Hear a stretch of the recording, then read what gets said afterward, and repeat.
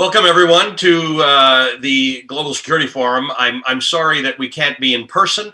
I'm sorry I can't be in Doha. In fact, the last Global Security Forum was the last opportunity I had to be in the Middle East, and it was a robust and remarkable trip, and I met so many interesting people at the forum. But this is the way we do things now, and we'll be okay. We'll manage. We'll be together again at some point. And I'm here with two remarkable experts on what couldn't be a more timely matter. Maria Stephan is, amongst other things, the co-author of Why Civil Resistance Works, the Strategic Logic of Nonviolent Conflict, and the co-editor of Is Authoritarianism Staging a Comeback?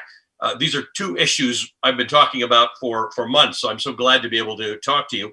And Professor Rami Khouri is the author. He's the director of global engagement at the American University of Beirut, and he is a non-resident senior fellow at the Harvard Kennedy School, from where he is joining us this week. So thanks to both of you. Welcome to both of you for being part of this conversation.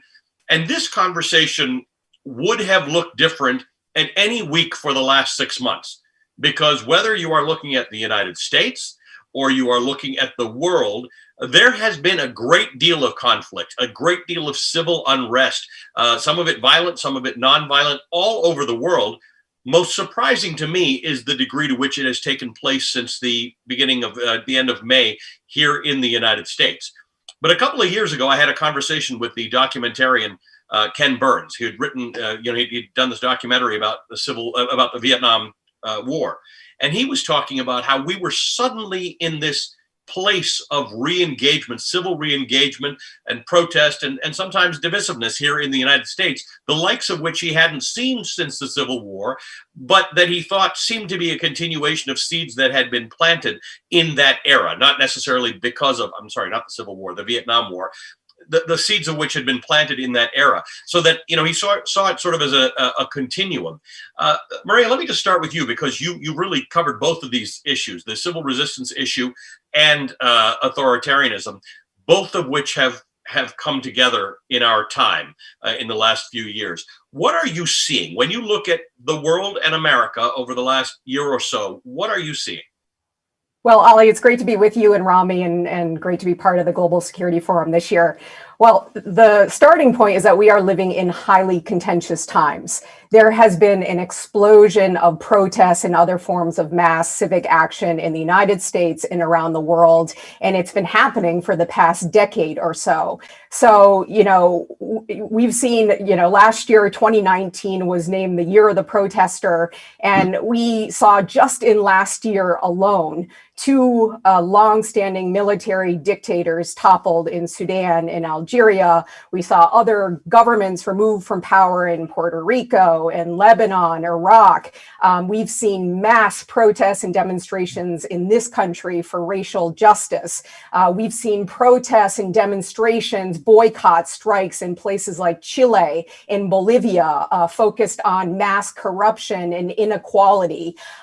We've seen climate justice strikes, walkouts by youth and others. So all around the world, people are raising their voices. They're using means other than institutions. They're using a wide array of nonviolent action tactics.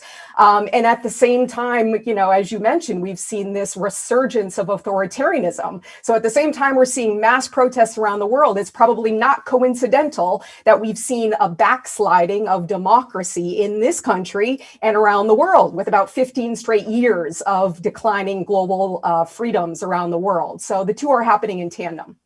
Rami, what's your take on it? And by the way, you having lived in Beirut for as long as you have, this is a place where so many of the reasons Maria just articulated come to pass, right? Some of these things are about democracy. Some of them are about economics. Some of them are about basic human rights. Some of them are about climate. In the United States, we saw civil unrest around guns and shooting.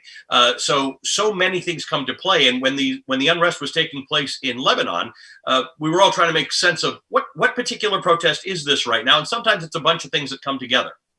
Well, that's right. And it's also important to acknowledge, as I've lived through the last 52 years as a journalist, mostly in the Middle East and the Arab world, traveling around. And I've seen throughout the last half a century recurring protests, demonstrations, strikes, attempts to get citizens together to bring about changes in government policies. And they are due to the different reasons which you mentioned. One of them is economic stress, and about 3/4 of the Arab people today, 3/4 of the 440 million Arabs are poor or vulnerable. This is a region of paupers, and the economic stress creates tensions, some of them sectarian, some of them agitation, whatever, people want to immigrate.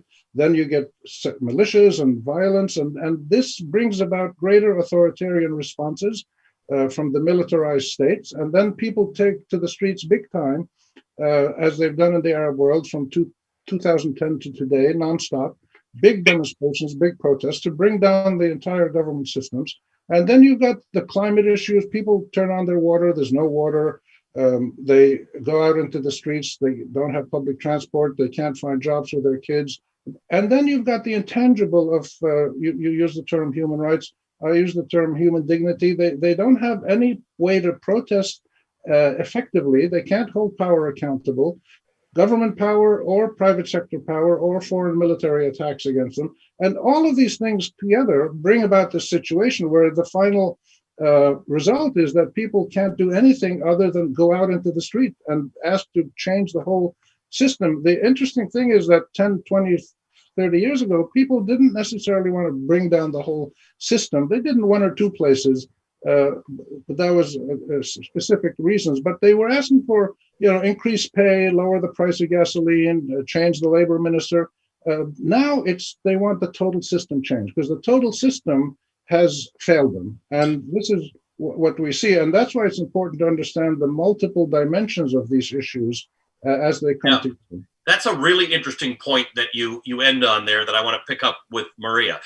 Here in the United States, I'll just use the same example. What started the protests after George Floyd was that people didn't want to be subject to police abuse. But then it became broader, and they started talking about defunding the police, which I'm not sure everybody who says that term means it, or maybe it means something different to them. But then it became about changing structures. There are people I meet here in the United States who I would not have thought would have said the whole thing is corrupt, or the whole thing is against us, and the whole thing needs to be torn down.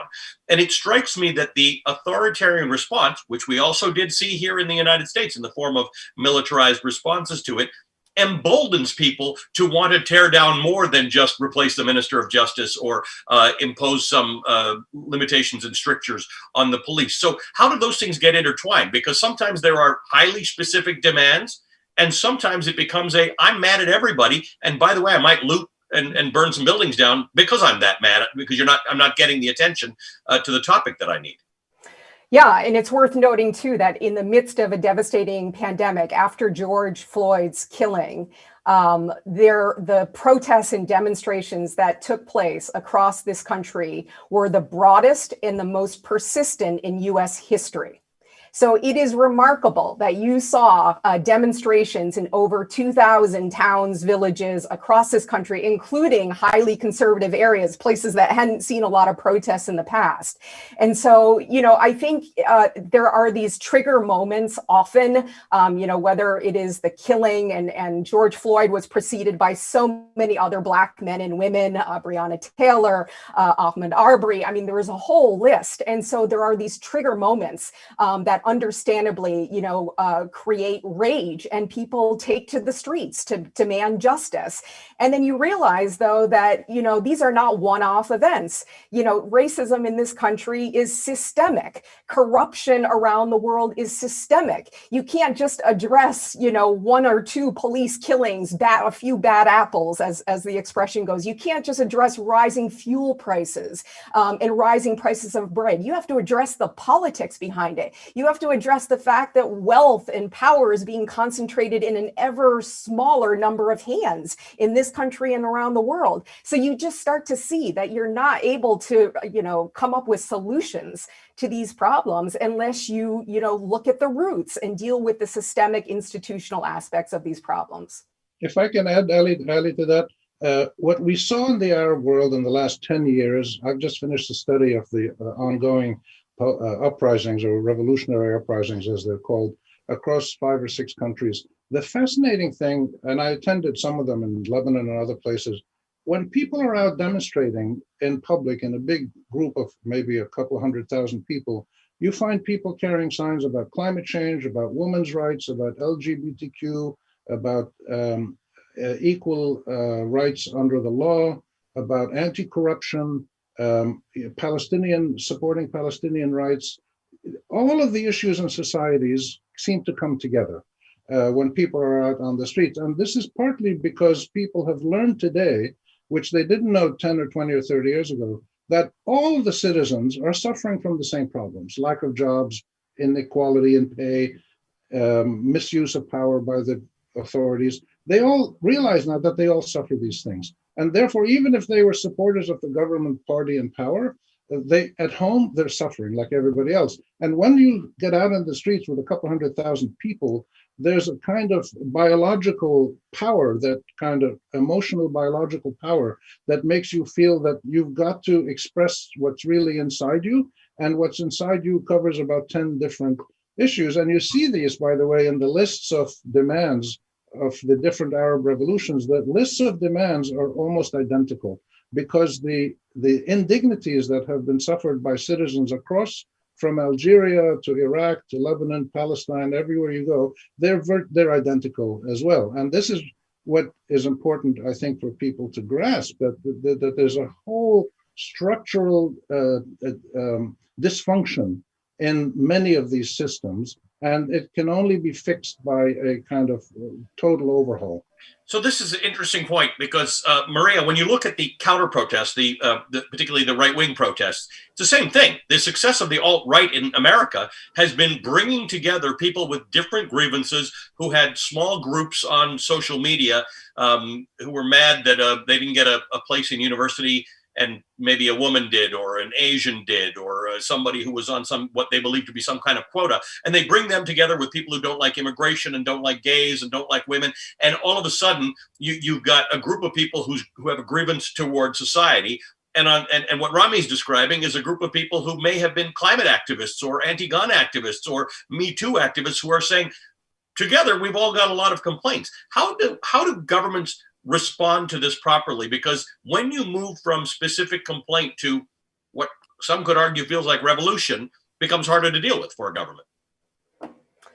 Yeah, and I think talking about the systemic nature of these issues, the COVID-19 pandemic has further highlighted and exacerbated the structural disparities in health, and access to medical care, and it's just made very clear that people are treated very differently in this country and around the world. Why do people protest?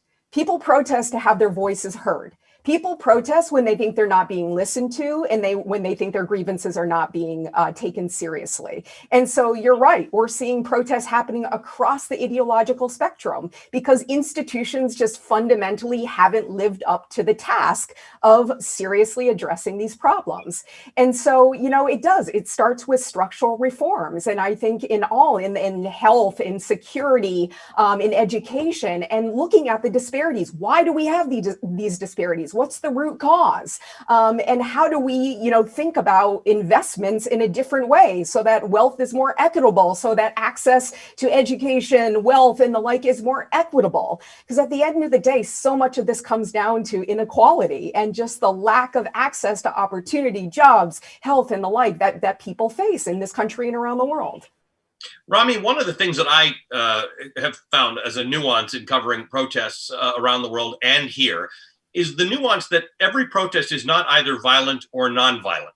There are sometimes violent elements within a protest. Some of them are opportunistic, meaning thugs and hoodlums, and some of them are not. Sorry, I just lost the light there. Some of them are not opportunistic. Some of them are people who say, in America, for instance, and in other parts of the world, that our countries were founded on violence. They were founded on protest. They were founded on the overthrow of a regime. Why are you so mad at me for being violent now? Yeah, The interesting thing there is that, yes, you have violence that sometimes it's instigated by outsiders, sometimes it's a group of radicals who join the more nonviolent majority, and they go after specific targets. In Lebanon, for instance, they were going after the banks. They were only going after the banks because the banks were shut, they couldn't get their money, and they broke windows and stuff. But the more interesting thing about that, I think, is that there is a series of steps that the governing authorities in almost any country that they take when they're confronted with this large-scale protest. They try to do symbolic reforms. They try to respond to some of the requests. They promise new elections. They change a couple of ministers. That doesn't work. And then they harass some of the protesters. They take some protesters to court and to intimidate them. Then they send out the thugs, the sectarian thugs of different parties who go and burn the camps of the protesters or beat up some people. Then they send out the police. And then finally, they send out the huge security forces to drive people away. So there's a whole series of things that the authorities tend to try to do to quell the demonstrations and essentially make only symbolic little changes. The demonstrators have learned this over the last 20 years. They have handbooks about this stuff. They know how to, take care of yourself when there's tear gas. And it's fascinating to watch the logistics of protest and repression and anti-protest. And that's why there's a stalemate now in the Arab world, at least, and in many of these other countries. You have hundreds of thousands of people protesting. The government is still there in most cases, and it's not leaving. COVID quieted things down a little bit. But even before COVID hit, many of these revolutionary uprisings were finding that they could bring out masses of people, but they couldn't force the government to change. Sudan is interesting because it was the only case in the Arab world where the protesters continued to protest, even after 500-600 were killed by the government authorities. They continued to protest. They forced the government, which was militarily ruled, to enter into a transitional agreement to a 3-year democratic transition. That was unprecedented, and it's not easy to do that. Algeria, they've tried to do the same thing. They're not getting anywhere. Iraq and Lebanon, they're trying. So there are very significant nuances to how the authorities respond with violence and other forms, and how the protesters try to come up with new tactics to achieve their goals. Maria? Yeah, and when it comes to violence and nonviolence, sometimes we get the impression, especially in this country, that a lot of or most of the protests have been violence, or that have been violent, or they've been riots and looting, and it's not true. Which is not true. And we know that, my colleagues, Erica Chenoweth, Jeremy Pressman, and others at the Crowd Counting Consortium have found that something like over 97% of the protests since George Floyd's killing have been nonviolent. And the vandalism, the looting tends to occur on the margins. It doesn't mean it's not a problem, but it's just sometimes we tend to exaggerate the extent to which, what is really happening is violence on the part of the protesters. What is far more common in this country and around the world is that protesters are on the receiving end of violence. Violence by police, by vigilante elements, this is on the rise. There's been, far more far-right violence in this country than there has been Antifa or far left. And similarly, a lot more violence committed by police vis-a-vis protesters than violence committed by protesters towards police. So it's very important, I think, to put all this into perspective. And as Rami said, protesters, activists now know how to train, how to prepare themselves, how to, prepare to maintain nonviolent discipline in the face of provocation and repression, which is sometimes inevitable in these cases. And so they train, they have marshals, they have codes of conduct, they invite large mass participation by women, elderly, others to help maintain discipline, because you win more frequently when you maintain discipline. Well, in Seattle, they brought moms out. They wore T-shirts, and the police still gassed them. But what the people who were against those protests said, Rami, was that, look, they come prepared. They got T-shirts. They've got shields. Mostly they were garbage can lids. They have gas masks. Well, they got gas masks because they know they're going to get tear gassed by the government. But in the case of these protests in the United States, and this happens elsewhere, Rami, I'd be curious about your take on it in the Middle East. The government uses the fact that the citizenry who are not involved in the protest seem to have a line. okay, it's fine if you go out there and protest certain things and the justice minister and gas prices. But once you start getting threatening, and once you feel violent, and once this starts threatening the very fibers of society, I'm done with you. I'm on the side of law and order. And Donald Trump certainly used that in his campaign very specifically. He didn't even try to answer the questions of the protesters around police violence. It was all about, I'm on the side of the police. You people are against law and order. And 70+ million people voted for him. Right. And this is one of the tactics that the governments, and not just the governments, but the ruling authorities, it can be the big capitalists who own the banks, and the big traders who tend to want calm all the time because they're making a lot of money, people in corrupt cahoots with the government, they all try to say the same thing, that these protests are stopping people from going to work and they're running out of money. Well, the answer to that, the protesters in all these Arab countries that I've studied have all said the same thing. They said, look, the real violence is from the government. It's corruption, it's lack of jobs, poor education, not enough water, no green spaces, public transport is lousy, food is expensive, every dimension of life. And this is so important. Every dimension of an ordinary person's life, in their home, in their work, in their community, every dimension has deteriorated across the region for most of the last 20 or 30 years. And that's why these things peaked in the last 10 years. 20, 30 years ago, we didn't have these big kind of demonstrations in most countries. So the response is that the real violence is what the corrupt system has done to ordinary people, and they have no choice but to go out in the street. And that's, again, why there's a bit of a standoff. The second thing the protesters are doing, by the way, and this is well documented now in Algeria and Iraq and Lebanon, massive community self-help programs where people, because people can't go to work, partly because of COVID now, they can't go to work, streets are blocked, whatever. They have soup kitchens, they've got people who hand out masks for the anti-COVID, they have people go help get medical care for old people. So the communities help themselves. And this is the beginning of the governance by the consent of the governed, where people in their local communities take care of themselves. And this is starting to happen in Beirut now as people look at rebuilding after the big explosion at the port. The government is not doing very much, and huge numbers of civilians, university professors, activists, engineers are taking the lead in this now. Maria, there's a great clip of me that is going around far right-wing circles. It was I think the Friday night after George Floyd was killed in Minneapolis, and I'm there, and I've been on TV for hours and hours, and there's a building burning behind me. The police station is burning. It's been taken over by protesters.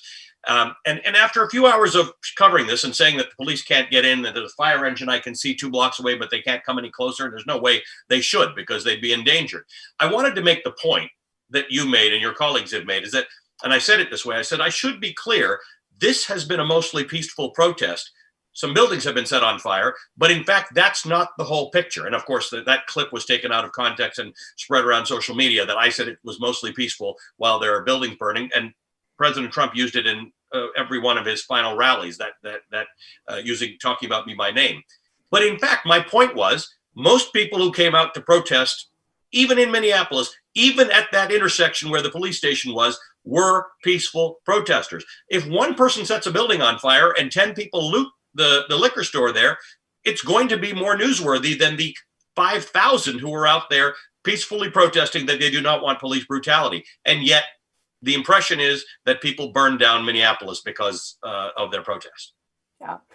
No, very true. I mean, there tends to be a lot of attention galvanized around acts of violence and looting and the like. But, you know, at the same time, dramatic nonviolent action tends to attract a lot of media attention as well. And I'm thinking most recently, I think you're in Philadelphia and now, Ali, and, you know, the outpouring of support to count every vote and the Joy to the Polls campaign, where people were out on the streets after Election Day to demonstrate demonstrate their support for democracy, for counting every vote, for listening to the will of the people. So all of a sudden, you didn't have angry protesters in the streets. You had joyful, enthusiastic celebrations of democracy and sending signs that we will hold leaders accountable and we will ensure that the will of the people is upheld. So, covering those kind of interesting civic actions and centering the voices of community leaders in coverage of these stories, Black people of color especially, who have been leading the charge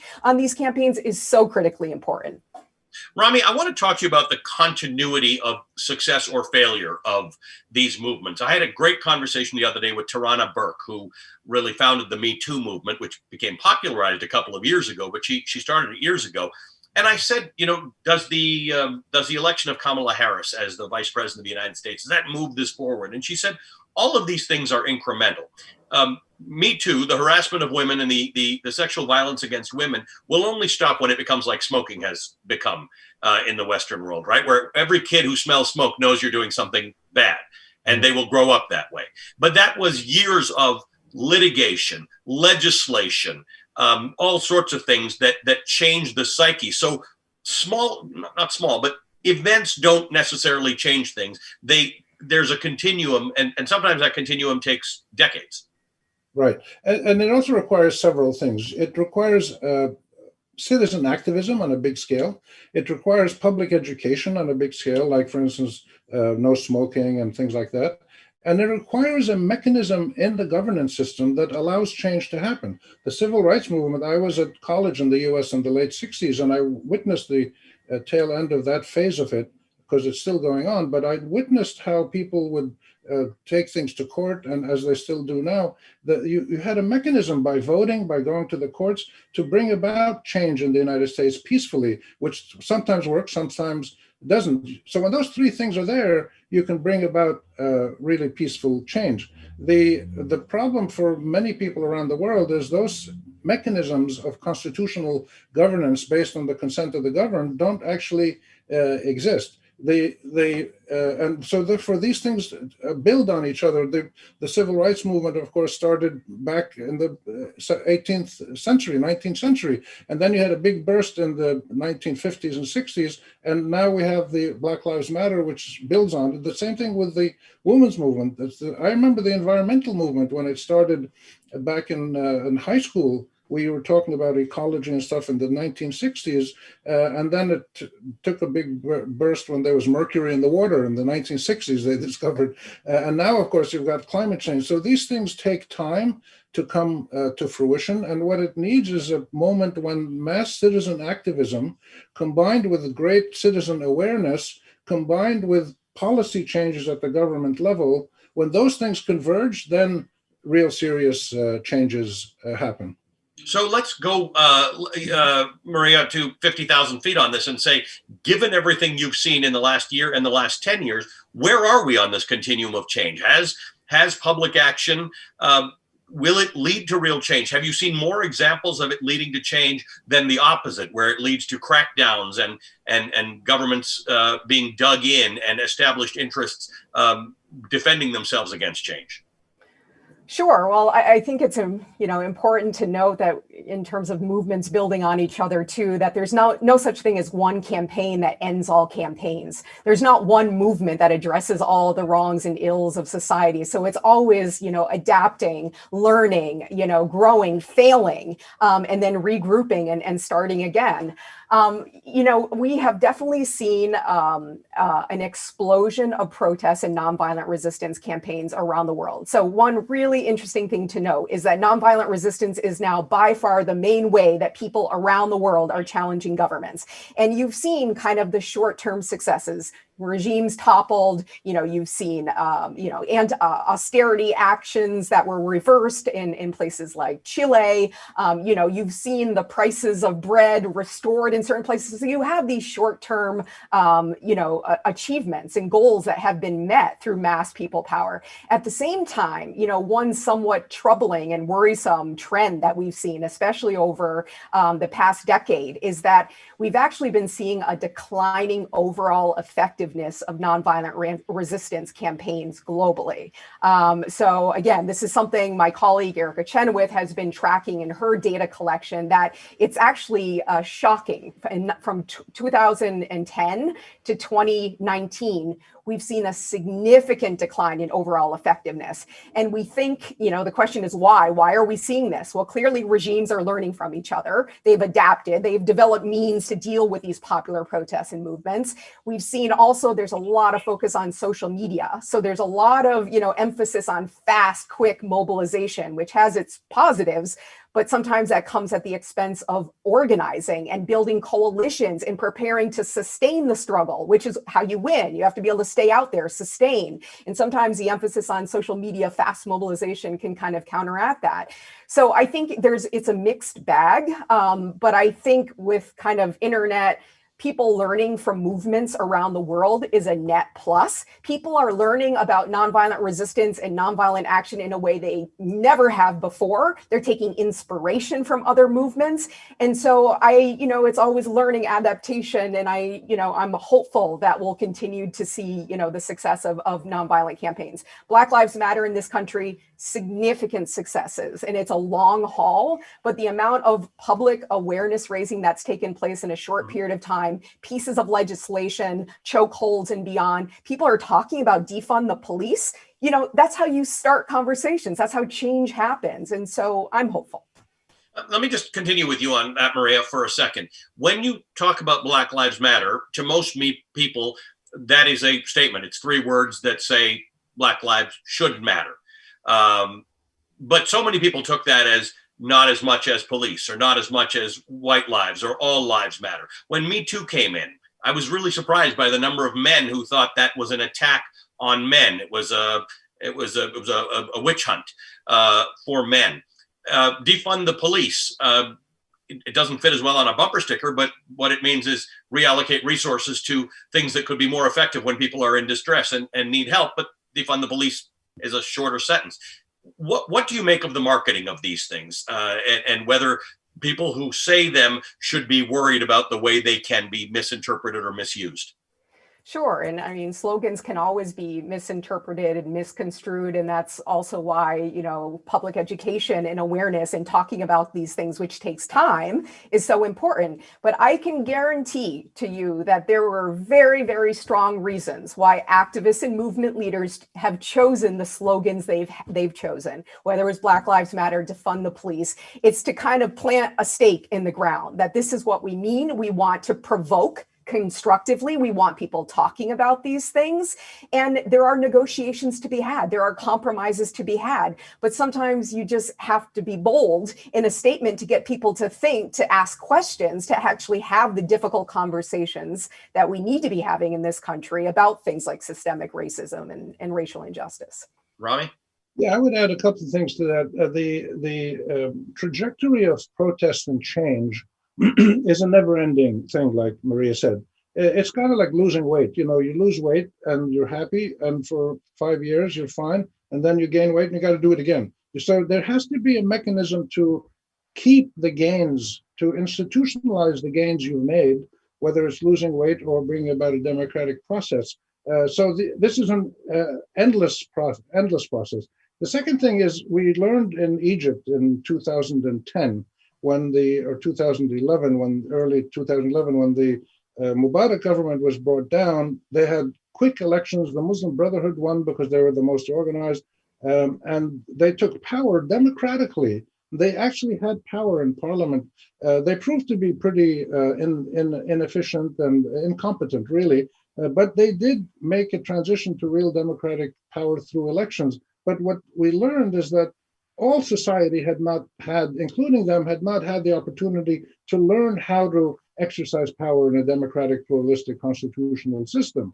And that's why, for instance, the Sudanese chose this 3-year transition, and the Algerians and Iraqis and Lebanese are thinking about similar lines. You can't just instantly go to elections, even if the government says we're leaving. People need to learn how to organize into parties, into civic groups, into interest groups, and build mechanisms of checks and balances and accountability. That takes a long time. The United States is still learning how to do this after whatever it is, 230 years or whatever it is. We have to see this as an endless, ongoing mechanism in human nature and democratic societies, of which only a few have been democratic for a long time. Maria, often when the broad middle is happy, things get done differently. There's a lot of unrest.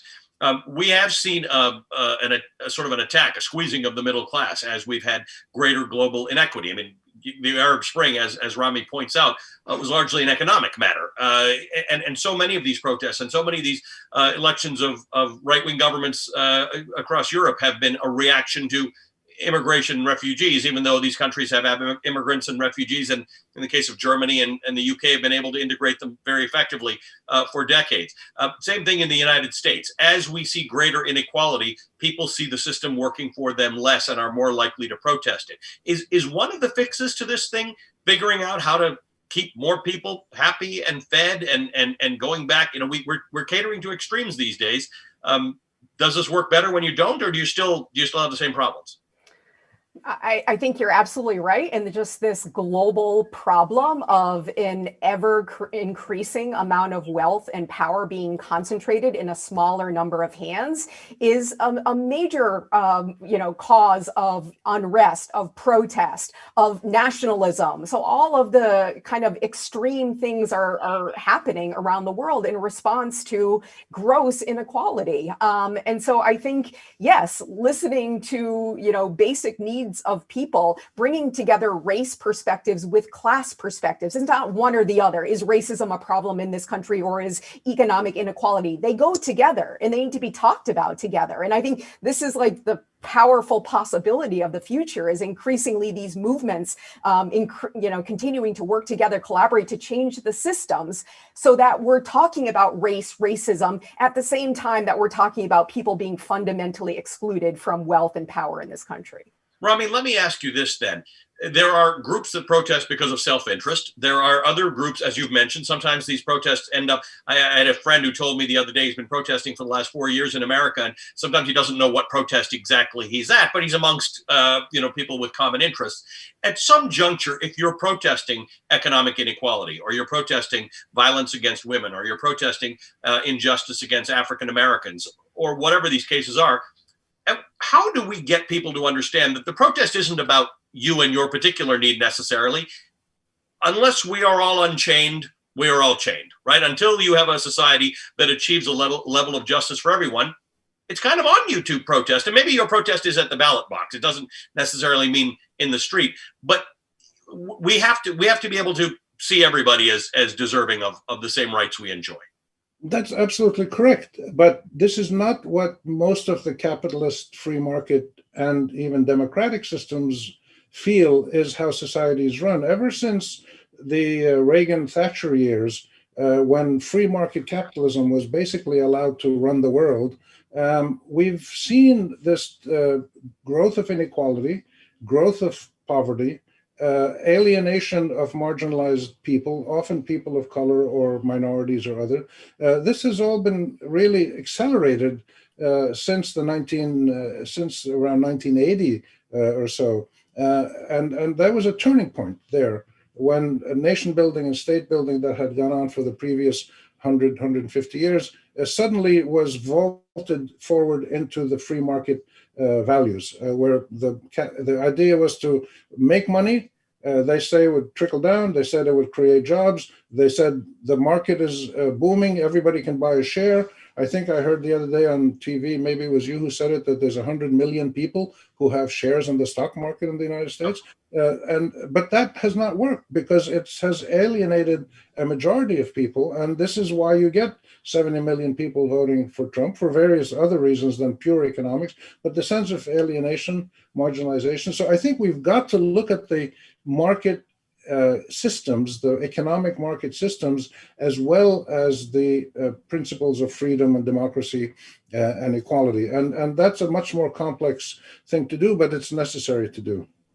Murray, we have a couple of minutes left, and I want to speak about the role of the media in all of this. All of these things, for all of the time that we've discussed protests, the media has played a role in the upholding of capitalism, in the upholding of these free trade agreements that have turned out to be not so fair to people. And now in the coverage, the bearing witness of these protests and the holding of power to account.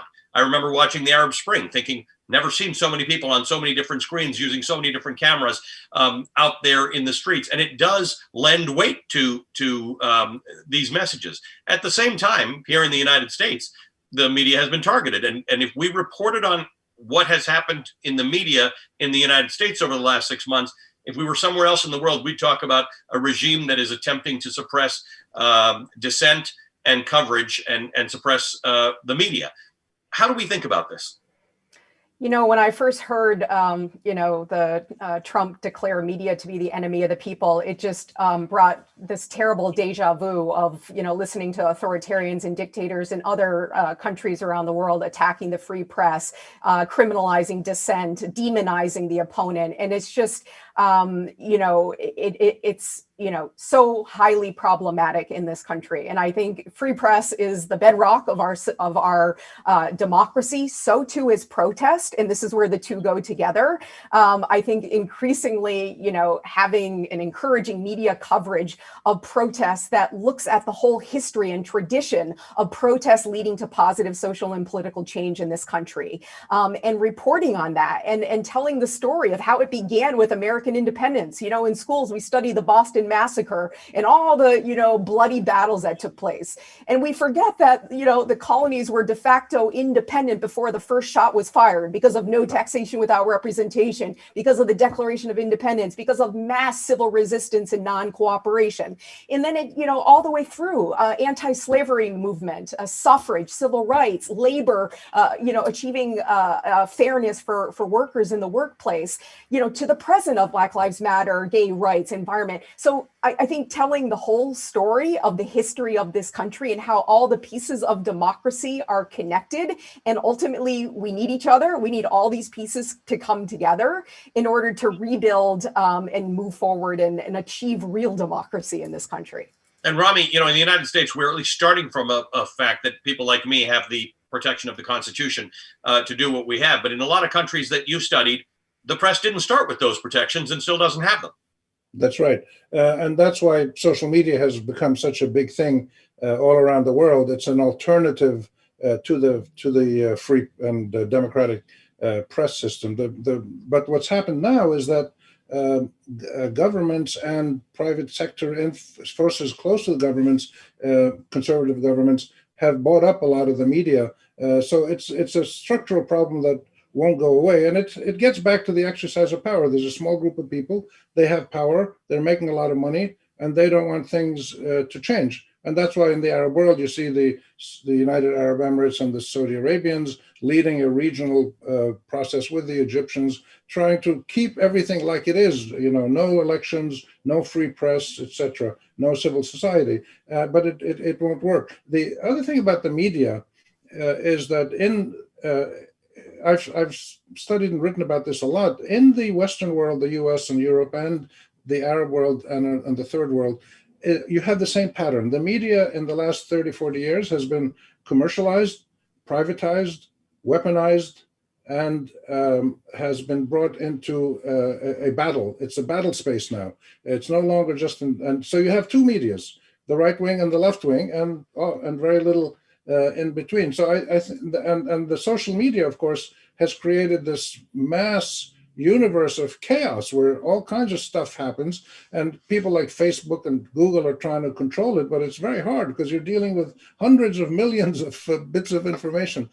So this is why there is so much focus on local organizing. And one of the things that happened in the Arab uprisings all over the region is that individuals, including school children, 12, 14-year-old boys and girls, university students, and other people, workers who came from provincial areas, all who met in the capital to protest day after day, they then started meeting in tents and groups to come up with new policies. They started to practice the consent of the governed in the formulation of public policy that they'd never had a chance to do, that their media had never allowed them to do. And they created their own media. One of the most significant after effects of the Arab uprisings is the range of privately owned, independent social media giving you really in-depth, honest reporting on issues that the mainstream press won't touch. So these things keep evolving over time, and slowly, people who are protesting for their rights and their dignity